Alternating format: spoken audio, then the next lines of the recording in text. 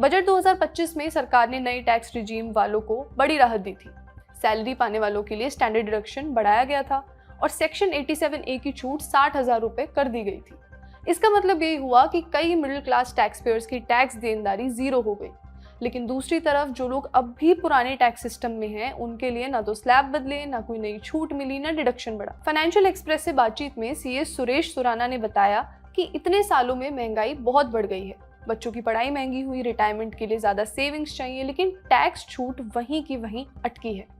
इसी वजह से मांग उठ रही है कि बजट 2026 में 80C की लिमिट बढ़ाकर 3 लाख रुपए की जाए या फिर इसे महंगाई से जोड़ दिया जाए ताकि डिडक्शन आज के समय में सच में काम की बनी रहे। 80C के बाद अब आते हैं 80D पर। पिछले 10 सालों में हेल्थ इंश्योरेंस की प्रीमियम तेजी से बढ़ी है, खासकर कोरोना के बाद। इलाज महंगा हुआ है, अस्पताल का खर्च बढ़ा है, लेकिन टैक्स छूट वहीं की वहीं रह गई है। आज भी सेक्शन 80D में खुद और परिवार के हेल्थ इंश्योरेंस पर ज्यादा से ज्यादा 25,000 रुपए की ही छूट मिलती है और सीनियर सिटीजन के लिए 50,000 रुपए। ये लिमिट आखिरी बार 2015 में बदली गई थी। टैक्स एक्सपर्ट्स का कहना है कि जब मेडिकल महंगाई इतनी बढ़ चुकी है तब ये लिमिट अब ठीक नहीं। अगर सरकार इसमें बढ़ोतरी करती है तो ज्यादा लोग हेल्थ इंश्योरेंस लेंगे और इलाज के समय जेब से भारी खर्च करने की मजबूरी भी कम होगी। अब बात करते हैं होम लोन के इंटरेस्ट डिडक्शन की। घर खरीदने वालों के लिए भी टैक्स में राहत की तस्वीर कुछ ऐसी ही है।